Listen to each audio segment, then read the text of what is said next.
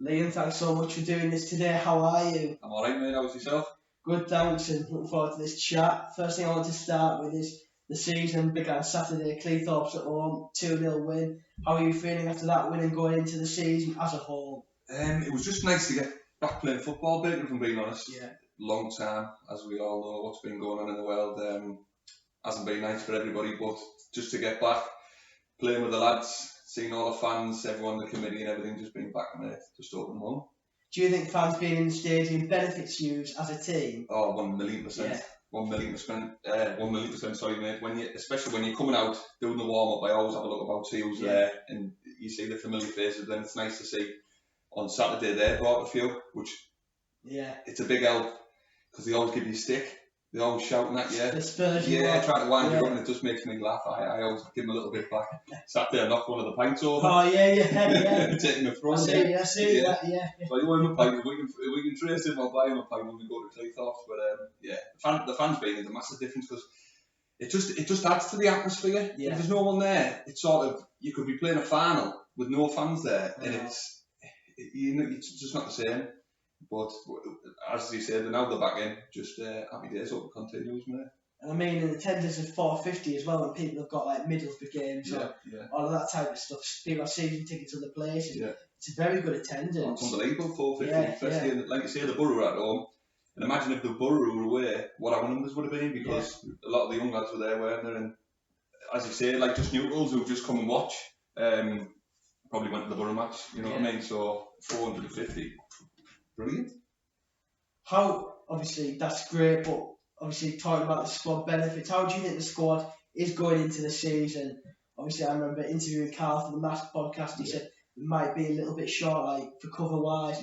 How do you think the squad's looking? Obviously, a pretty good pre-season, beating teams like South Shields meant to be a very good side now, and other great teams. How do you think the squad is looking? Probably, everyone what Carl said, we probably are a little bit light. But one thing we do make up for, although we're low in numbers, is a lot of quality, I think. And we're quite lucky to have the squad we do. Brilliant bunch of lads, everyone gets on.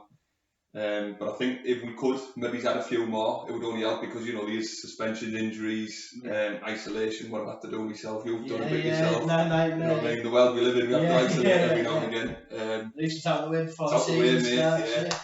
So I think we're a little bit light, but I know Carl's going to add to it, which will only make us better and stronger, more competition for places. So happy days, man. Looking at the squad, it's obviously got a lot of quality. What do you think the club's ambitions are this season, and what do you hope to see them achieve? Promotion, 1,000,000%. Hand on heart, I genuinely believe if Corona didn't happen, we were in a good position last season. I thought we were really strong, and the season previous, we were. I think we were both third, fourth. Last season I think we were near the top. We were near the top. So especially last season, I think promotion would have been on the cards. I think we would have took some stopping after the start we had. Everybody was so fit, we were just winning. Confidence was through the roof, and it was just a pleasure to be a part of. And then obviously what happened, but put that to bed now, get on with it. And just this season, it wasn't the best performance on Saturday, I feel, but then you get them games where they're not the nicest games to watch, or even playing. It was like we couldn't get going like we wanted to, like we did against South Shields and other teams in pre-season. But I tell you what, mate, 2-0, 2 goals and a clean sheet to take that every day of the week. You know what I mean? So I think promotion, and if we want to get promoted, we want to win the league without being sounding overly confident or big-headed. I think we've got what it takes, and we're definitely going to give it our all to bring the trophy back, like. Clean sheet goes on your record as well at the back. Yeah, take them every day of the week. We always look at as defenders, even the full team. It's one of the things we say. Look, keep a clean sheet, especially at home. We're a force at home. We take some beating. We haven't been beat. I don't know what the run is now. Carl always reminds us how long we haven't been beat for and what it means. You want people to come here and think, oh my God, I'm playing Marske away this week. I don't want to go there. You know what I mean? So if we can make this place like a fortress, which we always do, it's only better for the team, it's better for everyone. Obviously, talking about your personal levels, what would be your personal ambitions for the season? Because obviously, promotion is for the whole squad, but on a personal level, what would you like to achieve yourself? Personally, I just think play as many games be as injury free. You're getting older, you feel it a little bit more. So just try and stay as fit and as healthy as possible. Play as many games as I can, and just help the team, especially as a defender. Just try and do my bit, keep a clean sheet, and if I can chip in with a few goals, you know what I mean? The throws. Throw in, mate.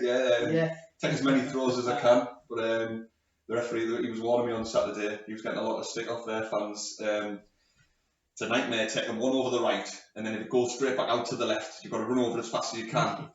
You know what I mean? I've already bombed on forward, so then they always think I'm taking the mick now. So I always try and get on the left side box and say, look, I'm not taking the mick. I'll get there as soon as I can. But it's a bit of a weapon, and hopefully get a few more goals off them. We've had a few goals off them in the past, so hope they continue on. Nice number of assists on the record. Yeah, nice number, mate. Hopefully improve on it with a bit of luck. I want to now look at your Marske career as a whole, because I had a couple of people ask me to ask you this. What would you say is one of your fondest memories in a Marske United shirt? Fondest memories? Oh, there's been a few. Oh, it's a toughie, that, mate. I think one that stands out a lot is we won the League Cup at St James's Park. Brilliant like that. I think we were getting beat twice as well. Yeah, we were getting beat twice, and we come back, and I think Gotti scored the winner in extra time, and every single one of us were looking like. I remember full time whistle going, and we were knackered. Pitch was massive, like a carpet, so it was a pleasure to play on. But I can remember being so tired. And then we did extra time. Gotti got the penalty. I think Wheats got injured. Gotti got the penalty, and I was just thinking, great God, I've known him a long time, doesn't miss many penalties, so I was banking on him scoring that. So and obviously he did. And I remember celebrating, running to the crowd, and I got cramp everywhere. So I remember just worth it though. Trying to run stiff as a board, but that was a brilliant night. I think we were the underdogs against Whitley Bay, so it was nice. It was brilliant there. But there's been a lot of memories, but that's one. I like that one. And it must be a brilliant experience as well, playing in front of a crowd at a proper stadium. At the Riverside, that was another good one for brilliant night. And you know what, that one big. It's funny you should say that. I think we were the better team on the night, but Scarborough just had a bit more about them. They were a bit smarter than us. Kev was in their team that night. We spoke about that with Kevin. They were a good team. Deserved it probably. Finally, Liam, before we move on to a couple of questions I've got from teammates and a fan, I can ask, has Little Legs ever cut your hair? Little Legs, bro, I'll tell you what. Little Legs Baker. I wouldn't let her cut my hair because I'll give her that much stick over the years. I don't know what she would do to me, so no, she hasn't cut my hair. The buzz cut. Wendy One Cut, she's called. She's world famous in our hospital. Yeah, legend of a woman. Yeah, she asked me to put that to you, I thought, now it's to a couple of questions I've received from people. Glenn Butterworth. How far can you throw a ball? We've obviously covered this a little bit, this podcast, but how far can you really throw a ball?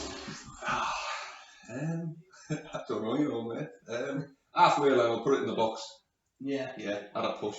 Yeah. But anywhere in the final third, it's going in the box. You know, on the striker's edge. That's just going for the big lads. Waits, Kev, Matty Timon. Jack Blackford, another big lad. Just put it in as far as I can, mate. Leading on to Jack Blackford, out of Leebo and Jack Blackford, who wins in an MMA fight?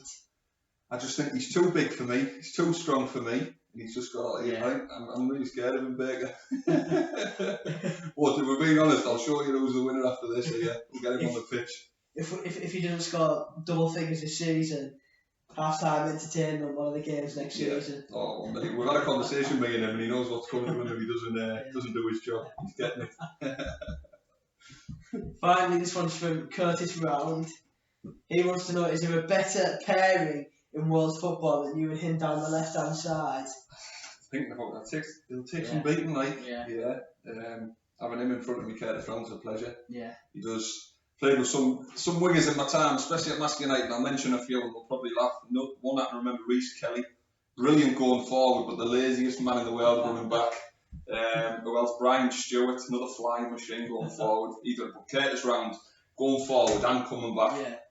Pleasure to play with, he's unbelievable. Great lad as well. Good link-up player. Fantastic. Good understand. I played with him a long time, that must be 5-6 years. I remember playing against him at Gisborough, and he was coming forward, and I don't know if he'll remember this, but all I tried to do was just kick the legs off him. Took the opponent as well. Took the opponent, because I remember, I thought if he starts running, I'm not catching him, so he's getting the biggest kick he's ever had. Yeah, probably still hurting him now. Yeah. And this one's from Tom Stiff. He wants to know favourite game in the Marske shirt, which I think you might have covered when you said about playing at Newcastle St James's Park. Yeah, that was up there. I think that would be number one, but there's more. I remember winning the league. I think it was against Newcastle Benfield, and we played that game where we played Monday, Wednesday, Thursday, Saturday for about 3 weeks, and we ended up winning the league. It was a red hot day, and it was 0-0. Yeah. Scruffiest result you've ever seen, but we won the league. That was a brilliant day. There's a few with Hale Zone. I don't know if you'll remember it then, Baker. Hale Zone with the first season. We all signed. It must have been 2013, 14. Hale Zone were like, we were Northern League at the time. They were maybe Evo stick, so like 2 or 3 above us. Yeah. Coming with the big following, big reputation, and we ended up beating them. I think it was 3-2 last minute. Big Andy Jennings scored a screamer. Everyone just went mental. Brilliant, good memories, mate.